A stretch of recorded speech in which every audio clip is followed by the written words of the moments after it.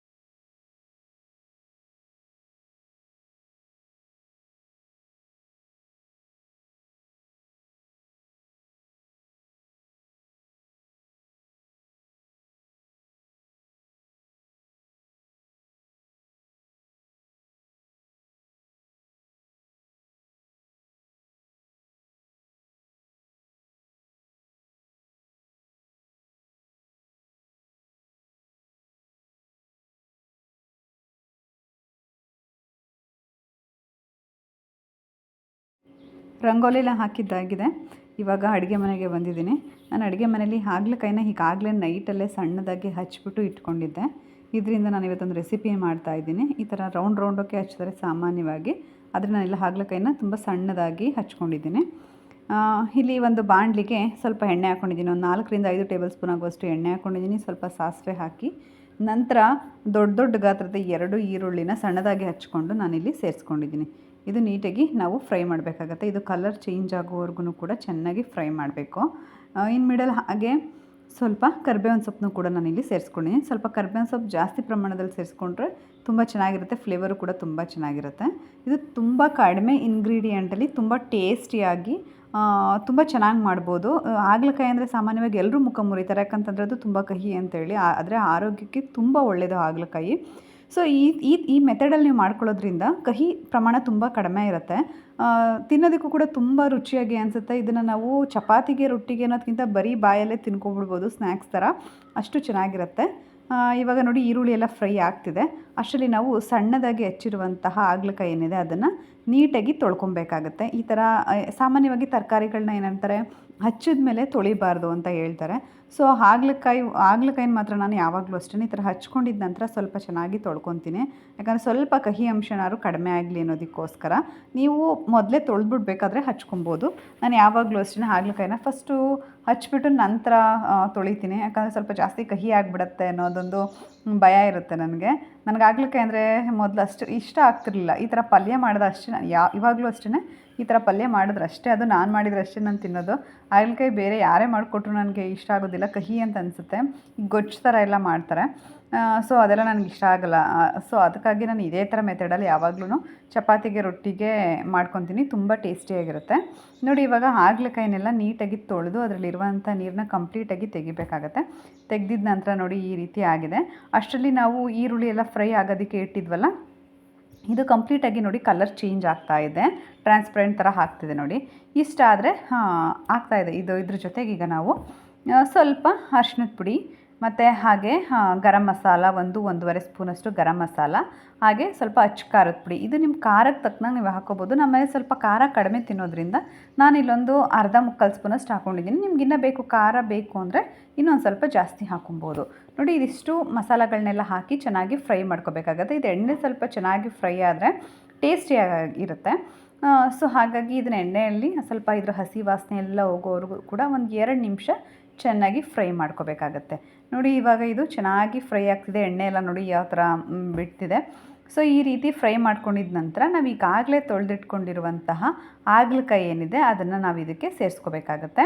ನೋಡಿ, ಇವಾಗ ಇದಕ್ಕೆ ಹಾಗಲಕಾಯಿನ ಸೇರಿಸ್ಕೊತಾ ಇದ್ದೀನಿ. ಸಣ್ಣದಾಗಿ ಈ ಥರ ಸಣ್ಣದಾಗಿ ಹಚ್ಕೊಂಡ್ರೆ ಇದು ತುಂಬ ಚೆನ್ನಾಗಿ ಬೇಯುತ್ತೆ ಮತ್ತು ಕಹಿನೂ ಕೂಡ ತುಂಬ ಕಡಿಮೆ ಆಗುತ್ತೆ.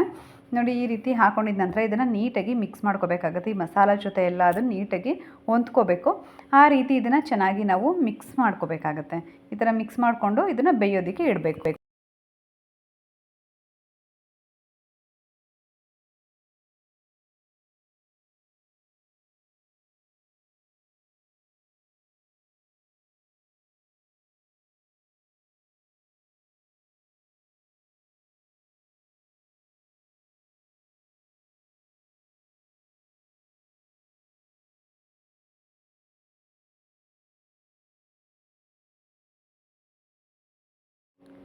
ನೋಡಿ, ಈ ಥರ ಮಿಕ್ಸ್ ಮಾಡಿಕೊಂಡು ಸಿಮ್ಮಲ್ಲಿಟ್ಟು ಒಂದು ಸ್ವಲ್ಪ ಹೊತ್ತು ಬೇಯೋದಕ್ಕೆ ಬಿಡಬೇಕಾಗತ್ತೆ. ಹಾಗೆ ಮಿಡಲ್ ಮಧ್ಯೆ ಈ ರೀತಿ ತಿರುಗಿಸ್ಕೊತಾನೆ ಇರಬೇಕಾಗತ್ತೆ. ಇಲ್ಲಾಂದರೆ ತಳ ಹತ್ತೋ ಚಾನ್ಸಸ್ ಜಾಸ್ತಿ ಇರುತ್ತೆ. ಸೊ ಹಾಗಾಗಿ ಈ ರೀತಿ ಅವಾಗವಾಗ ತಿರುಗಿಸ್ಕೊತಾ ಇರಬೇಕು. ನೋಡಿ, ಈ ರೀತಿ ತಿರುಗಿಸ್ಕೊಂಡು ಒಂದು ಅರ್ಧ ಬೆಂದಿದೆ ಅಂತ ಅನ್ನಿಸ್ದಾಗ ನಿಮಗೆ ಆವಾಗ ನಾವು ಇದಕ್ಕೆ ರುಚಿಗೆ ಎಷ್ಟು ಬೇಕು ಅಷ್ಟು ನೋಡಿಕೊಂಡು ಉಪ್ಪನ್ನ ಸೇರಿಸ್ಕೋಬೇಕಾಗತ್ತೆ. ಒಂದು ಅರ್ಧ ಬೆಂದಿದೆ ಅಂದಾಗ ಸಾಕು. ಯಾಕಂದರೆ ಅದು ಉಪ್ಪಿನ ಅಂಶ ಹಿಡಿಬೇಕು. ಫುಲ್ ಬೆಂದೋದ್ಮೇಲೆ ಹಾಕಿದ್ರೆ ಉಪ್ಪು ಇಡೋದಕ್ಕಿಂತ ಮುಂಚೆ ಜಾಸ್ತಿ ಬೆಂದೋಗ್ಬಿಡುತ್ತೆ ಹಾಗಲಕಾಯಿ. ಸೊ ಹಾಗಾಗಿ ಮೊದಲೇ ಒಂದು ಅರ್ಧ ಬೆಂದಿದೆ ಅಂದಾಗಲೇ ಉಪ್ಪಿನ ಪುಡಿನ ಸೇರಿಸಿ ನೀಟಾಗಿ ಮಿಕ್ಸ್ ಮಾಡಿಕೊಂಡು ಮತ್ತೆ ಸಿಮ್ಮಲ್ಲಿಟ್ಟು ಬೇಯೋದಕ್ಕೆ ಬಿಡಬೇಕಾಗತ್ತೆ. ಮತ್ತು ಇನ್ನೊಂದೇನೆಂದರೆ ಹಾಗಲಕಾಯಿನ ಬೇಯಿಸ್ಬೇಕಾದ್ರೆ ಈ ಥರ ಮೇಲ್ಗಡೆ ಲಿಡ್ನ ಕ್ಲೋಸ್ ಮಾಡಬಾರ್ದು. ಲಿಡ್ನ ಕ್ಲೋಸ್ ಮಾಡಿದ್ರೆ ಕಹಿ ಜಾಸ್ತಿ ಆಗುತ್ತೆ. ಸೊ ಹಾಗಾಗಿ ಲಿಡ್ನ ಕ್ಲೋಸ್ ಮಾಡದೆ ಸಿಮ್ಮಲ್ಲಿ ಇಟ್ಕೊಂಡು ಸ್ವಲ್ಪ ಬೇಯಿಸ್ಬೇಕಾಗತ್ತೆ. ಈ ಥರ ಚೆನ್ನಾಗಿ ಫ್ರೈ ಮಾಡ್ಕೊತಾ ಬೇಯಿಸಿದ್ರೆ ತುಂಬ ಚೆನ್ನಾಗಿ ಬೇಯುತ್ತೆ. ನೋಡಿ, ಇದು ಇವಾಗ ಕಂಪ್ಲೀಟಾಗಿ ಆಗಿದೆ. ಚೆನ್ನಾಗಿ ಬೆಂದಿದೆ. ಇವಾಗ ಇದನ್ನು ಸ್ಟವ್ ಆಫ್ ಮಾಡೋ ಸ್ಟೇಜ್ ಬಂದಿದೆ. ಅದಕ್ಕಿಂತ ಮುಂಚೆ ಇದಕ್ಕೆ ನಾವು ಸ್ವಲ್ಪ ತೆಂಗಿನಕಾಯಿ ತುರಿನ ಸೇರಿಸ್ಕೊಂಡು ಚೆನ್ನಾಗಿ ಮಿಕ್ಸ್ ಮಾಡ್ಕೋಬೇಕಾಗತ್ತೆ. ಫ್ರೆಶ್ ಆಗಿರುವ ಕೊಕೊನೆಟ್ನ ನಾವು ಇದಕ್ಕೆ ಹಾಕ್ಕೊಂಡ್ರೆ ತುಂಬ ಚೆನ್ನಾಗಿರುತ್ತೆ. ಸ್ವಲ್ಪ ತುರಿಯೋ ಮಣೆ ಅಂದರೆ ಕೊಬ್ಬರಿ ಎಲ್ಲ ತುರಿತೀವಲ್ಲ ಅದರಲ್ಲಿ ತುರಿದು ಹಾಕ್ಕೊಂಡ್ರೆ ತುಂಬ ಚೆನ್ನಾಗಿ ಅನಿಸುತ್ತೆ. ಆವಾಗವಾಗ ಬಾಯಿಗೆ ಸಿಗ್ತಾ ಇರುತ್ತಲ್ವ, ಸೊ ಚೆನ್ನಾಗಿರುತ್ತೆ. ನಾವು ಕಾಯಿ ತುರಿಯೋ ಮಣೆಯಲ್ಲಿ ಆ ಥರದ್ದು ತುರಿದಾಗ ತುಂಬ ಸಣ್ಣ ಸಣ್ಣ ಪೀಸಸ್ ಬರುತ್ತೆ. ಅದು ಬಾಯಿಗೆಲ್ಲ ಸಿಗ್ತಾ ಇರಲ್ಲ. ಈ ಥರ ಉದ್ದುದ್ದಕ್ಕೆ ತುರಿದು ಹಾಕಿದ್ರೆ ತುಂಬ ಚೆನ್ನಾಗಿ ಬರುತ್ತೆ. ನಂತರ ಲಾಸ್ಟಲ್ಲಿ ಸ್ವಲ್ಪ ಕೊತ್ತಂಬರಿ ಸೊಪ್ಪನ್ನ ಹಾಕಿ ನೀಟಾಗಿ ಮಿಕ್ಸ್ ಮಾಡಿಕೊಂಡ್ರೆ ಮುಗೀತು. ಹಾಗಲಕಾಯಿ ಪಲ್ಯ ತುಂಬ ಚೆನ್ನಾಗಿರುತ್ತೆ. ಚಪಾತಿಗೆ, ರೊಟ್ಟಿಗೆ ಎಲ್ಲದಕ್ಕೂ ಕೂಡ ಒಳ್ಳೆ ಕಾಂಬಿನೇಷನ್ ಅಂತಲೇ ಹೇಳ್ಬೋದು. ಒಂದು ಸಲ ಟ್ರೈ ಮಾಡಿ ಹೇಗೆ ಬಂತು ಅಂತ ನನಗೆ ಕಮೆಂಟ್ ಮಾಡಿ ತಿಳಿಸೋದಂತೂ ಖಂಡಿತ ಮರಿಬೇಡಿ, ಆಯಿತಾ. ನನಗೆ ಇವಾಗ ನೋಡ್ತಿದ್ರು ಕೂಡ ತುಂಬ ಬಾಯಲ್ಲಿ ನೀರು ಬರ್ತಿದೆ. ನನ್ನ ಮಗನೂ ಕೂಡ ಇದನ್ನು 2 ಸಲ ಹಾಕಿಸ್ಕೊಂಡು ತಿಂದಿದ್ದಾನೆ. ಹಾಗಲಕಾಯಿ ಪಲ್ಯ ಅಂದರೆ ಇಷ್ಟ ಇಲ್ಲ ಅವನಿಗೆ. ಸೊ ಬಟ್ ಇದನ್ನು 2 ಸಲ ಹಾಕಿಸ್ಕೊಂಡು ತಿಂದಿದ್ದಾನೆ. ಚೆನ್ನಾಗಿದೆ ಅಮ್ಮ, ಕಹಿ ಇಲ್ಲ ಅಂತ ಹೇಳಿ. ಈ ಥರ ತಿಂಡಿ ಎಲ್ಲ ಮಾಡ್ಕೊಂಡಿದ್ದ ನಂತರ ಸ್ವಲ್ಪ ಇವತ್ತು ಏರ್ ಪ್ಯಾಕ್ ಮಾಡ್ಕೊಳ್ಳೋಣ ಅಂದ್ಕೊಂಡು ಮೆಹಂದಿನ ಮಿಕ್ಸ್ ಮಾಡ್ಕೊತಾ ಇದ್ದೀನಿ. ಇಲ್ಲಿ ಮೆಹಂದಿ ಪೌಡರ್ಗೆ ನಾನು ಡಿಕಾಕ್ಷನ್ನ ಹಾಕ್ಕೊಂಡು ಮಿಕ್ಸ್ ಮಾಡ್ಕೊತಾ ಇದ್ದೀನಿ. ನಾನಿಲ್ಲಿ ಡಿಕಾಕ್ಷನ್ಗೆ ಸ್ವಲ್ಪ ಟೀ ಪುಡಿ, ಸ್ವಲ್ಪ ಕಾಫಿ ಪೌಡರು ಹಾಗೆ ನೀರು ಸೇರಿಸಿ ಚೆನ್ನಾಗಿ ಕುದಿಸಿ ಇಟ್ಕೊಂಡಿದ್ದೀನಿ. ಈಗಾಗಲೇ ಕುದಿಸಿ ಅದನ್ನು ಕಂಪ್ಲೀಟಾಗಿ ತಣ್ಣಗೆ ಮಾಡ್ಕೊಂಡು ಇಟ್ಕೊಂಡಿದ್ದೀನಿ. ಅದನ್ನು ನಾನಿವಾಗ ಮೆಹಂದಿ ಪೌಡರ್ಗೆ ಹಾಕ್ಕೊಂಡು ಚೆನ್ನಾಗಿ ಮಿಕ್ಸ್ ಮಾಡ್ಕೊತಾ ಇದ್ದೀನಿ. ಕನ್ಸಿಸ್ಟೆನ್ಸಿ ನೋಡಿಕೊಂಡು ನೀರು ಎಷ್ಟು ಬೇಕಷ್ಟು ನೋಡ್ಕೊಂಡು ನೀವು ಮತ್ತೆ ನೀರು ಬೇಕು ಅಂದರೆ ಸೇರಿಸ್ಕೊಬೋದು. ಡಿಕಾಕ್ಷನ್ ಅಲ್ಲದೆ ಮತ್ತೆ ನೀರು ಬೇಕು ಅಂದರೆ ನೀವು ಸೇರಿಸ್ಕೊಂಡು ನೀಟಾಗಿ ಮಿಕ್ಸ್ ಮಾಡ್ಕೋಬೇಕಾಗತ್ತೆ. ಇದನ್ನು ಓವರ್ ನೈಟ್ ಇದನ್ನ ಮಿಕ್ಸ್ ಮಾಡಿಟ್ರೆ ತುಂಬ ಚೆನ್ನಾಗಿ ಬರುತ್ತೆ.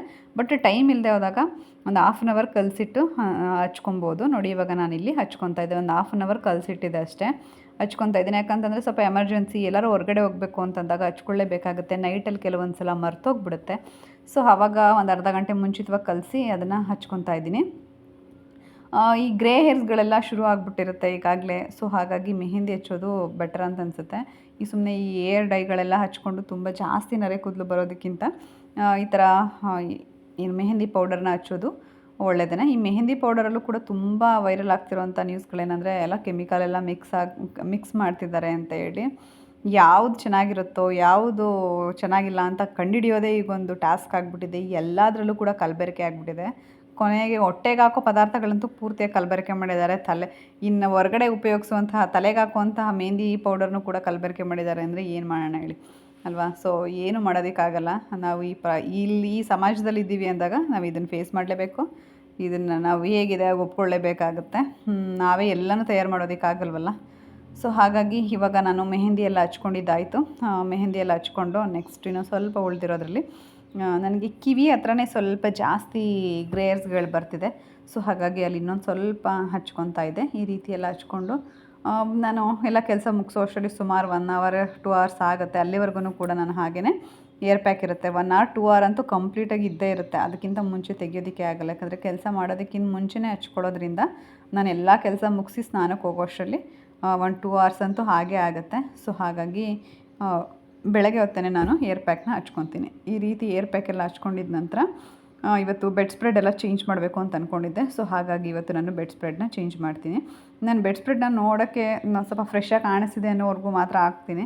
ನಂತರ ಅದೇನೋ ಸ್ವಲ್ಪ ಫ್ರೆಶ್ನೆಸ್ ಹೋಯ್ತಿದ್ದಂಗೆ ಅದು ಗೊತ್ತಾಗ್ಬಿಡುತ್ತೆ ನನಗೆ ಇದನ್ನು ಚೇಂಜ್ ಮಾಡಬೇಕು ಅಂತೇಳಿ ಪಟ್ಟಂತ ಚೇಂಜ್ ಮಾಡ್ತೀನಿ. ಇವತ್ತು ಕೂಡ ಹಾಗೆಯೇ ಬೆಡ್ ಸ್ಪ್ರೆಡ್ ಎಲ್ಲ ಸ್ವಲ್ಪ ದಿನ ಆಗಿತ್ತು ಅನಿಸ್ತು. ಅದು ಒಂಥರ ಫ್ರೆಶ್ನೆಸ್ ಹೋಗಿತ್ತು ಅಂತ ಅನ್ನಿಸ್ತು ನನಗೆ. ಸೊ ಹಾಗಾಗಿ ಇವಾಗ ಇದನ್ನು ಚೇಂಜ್ ಮಾಡ್ಕೊತಾ ಇದ್ದೀನಿ. ಏನಂದರೆ ನಾನು ಈ ಥರ ಬೆಡ್ ಸ್ಪ್ರೆಡ್ ತೆಗೆದಾಗೆಲ್ಲ ಈ ಬೆಡ್ ಮೇಲೆ ಒಂದು ಒದ್ದೆ ಬಟ್ಟೆ ತೊಗೊಂಡು ನೀಟಾಗಿ ಒರೆಸ್ಕೊತೀನಿ ಆವಾಗವಾಗ. ಅಂದರೆ ಪ್ರತಿ ಸಲ ತೆಗೆದಾಗಲೂ ಒರೆಸಲ್ಲ.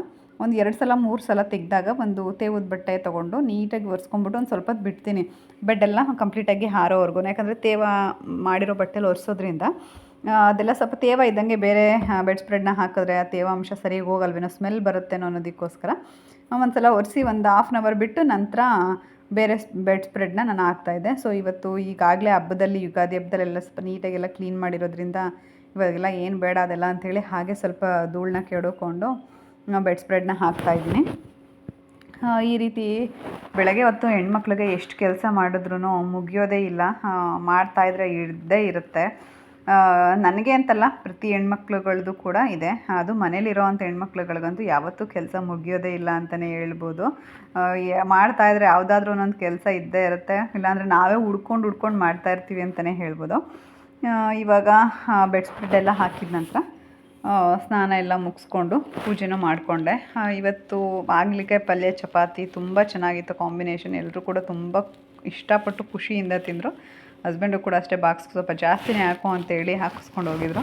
ಅಷ್ಟು ಚೆನ್ನಾಗಿತ್ತು ಹಾಗಲಕಾಯಿ ಪಲ್ಯ. ನೀವೊಂದು ಸಲ ಖಂಡಿತ ಟ್ರೈ ಮಾಡಿ ಹೇಗೆ ಬಂತು ಅಂತ ನನಗೆ ತಿಳಿಸೋದನ್ನ ಮರಿಬೇಡಿ. ಹೀಗೆ ಬೆಡ್ ಸ್ಪ್ರೆಡ್ ಎಲ್ಲ ಹಾಕ್ಕೊಂಡಿದ್ದಾಯಿತು. ಇದಿಷ್ಟು ಇವತ್ತಿನ ಡೇ ರೊಟೀನ್ ಆಗಿತ್ತು ನಂದು. ಬೆಳಗ್ಗೆ ಮಾರ್ನಿಂಗ್ ರೊಟೀನ್ ಅಂತಲೇ ಹೇಳ್ಬೋದು. ಮಾಮೂಲಿ ಇದೆಲ್ಲ ಹಾಕಿದ ನಂತರ ಕಸ ಗುಡಿಸಿ ಮನೆ ಒರೆಸಿ ಇದೆಲ್ಲ ಡೈಲಿ ಇದ್ದಿದೆ ಇದೆಲ್ಲ ಕೆಲಸಗಳು. ಇದಿಷ್ಟನ್ನು ಮುಗಿಸ್ಕೊಂಡು ಸ್ನಾನ ಮುಗಿಸಿ ಪೂಜೆನೂ ಕೂಡ ಮುಗಿಸ್ಕೊಂಡೆ. ಫ್ರೈಡೇ ಆಗಿರೋದ್ರಿಂದ ಸ್ವಲ್ಪ ಬೇಗನೆ ಪೂಜೆ ಮಾಡಬೇಕು ಅಂತ ಅಂದ್ಕೊಂಡೆ. ಬಟ್ ಆಗೋದೇ ಇಲ್ಲ. ಬೆಳಗ್ಗೆ ಹೊತ್ತು ಎಷ್ಟು ಕೆಲಸಗಳು ಅದು ಇದು ಅಂದ್ಕೊಂಡು ಲೇಟ್ ಆಗೇ ಬಿಡುತ್ತೆ. ಸೊ ಪರವಾಗಿಲ್ಲ, ಎಷ್ಟೊತ್ತಿಗಾಗುತ್ತೋ ಅಷ್ಟೊತ್ತಿಗೆ ತಲೆ ಕೆಡಿಸ್ಕೊಳ್ಳೋದಕ್ಕೆ ಹೋಗೋದಿಲ್ಲ. ಇವಾಗ ಎಷ್ಟೊತ್ತಿಗಾಗುತ್ತೆ ಅಷ್ಟೊತ್ತಿಗೆ ಸ್ನಾನ ಮಾಡಿ ಪೂಜೆ ಅಂತೂ ಖಂಡಿತ ಮಾಡೇ ಮಾಡ್ತೀನಿ. ಅದು ಎಷ್ಟೊತ್ತು ಕೆಲಸ ಆಗುತ್ತೋ ಅಷ್ಟೊತ್ತಿಗಂತೂ ಆಗುತ್ತೆ. ಒಂದು 11 ಅಂತೂ ಆಗೇ ಆಗುತ್ತೆ ಕಂಪಲ್ಸರಿಯಾಗಿ. ಅದಕ್ಕಿಂತ ಮುಂಚೆ ಅಂತೂ ಆಗೋಲ್ಲ. ನಾನು ತುಂಬ ಬೇಗನೆ ದೀಪ ಎಲ್ಲ ಹಚ್ತಾಯಿದ್ದೆ. ಮೊದಲು ಪೂಜೆನ ಮಾಡ್ಕೊತಾಯಿದ್ದೆ 9 ಗಂಟೆ 9:30 ಅಷ್ಟರಲ್ಲೆಲ್ಲ. ಬಟ್ ಇವಾಗ ಆಗ್ತಾಯಿಲ್ಲ ಅಷ್ಟು ಬೇಗ ಮಾಡೋದಕ್ಕೆ, ಏನಕ್ಕೆ ಅಂತ ಗೊತ್ತಿಲ್ಲ. ಸೊ ಏನು ಮಾಡೋದಕ್ಕಾಗಲ್ಲ. ಕಾಲಾಯ ತಸ್ಮೈ ನಮಃ ಅಂತ ಹೇಳ್ಕೊಂಡು ಇವತ್ತಿನ ವ್ಲಾಗ್ನ ಇಲ್ಲೇ ಮುಗಿಸ್ತಾ ಇದ್ದೀನಿ. ನೋಡಿ, ಇವತ್ತಿನ ನನ್ನ ಫ್ರೈಡೇ ಪೂಜೆ ಈ ಥರ ಇತ್ತು. ಈ ಥರ ಮಾಡಿ ಪೂಜೆ ಎಲ್ಲ ಮುಗಿಸ್ಕೊಂಡು ತಿಂಡಿ ಎಲ್ಲ ತಿಂದು ಇವತ್ತಿನ ಮಾರ್ನಿಂಗ್ ರೊಟೀನ್ ಏನಿದೆ ಈ ವ್ಲಾಗ್ನ ಇಲ್ಲೇ ಮುಗಿಸ್ತಾ ಇದ್ದೀನಿ. ನಾನಿವತ್ತು ಹೋಗಿ ಬರಲಾ?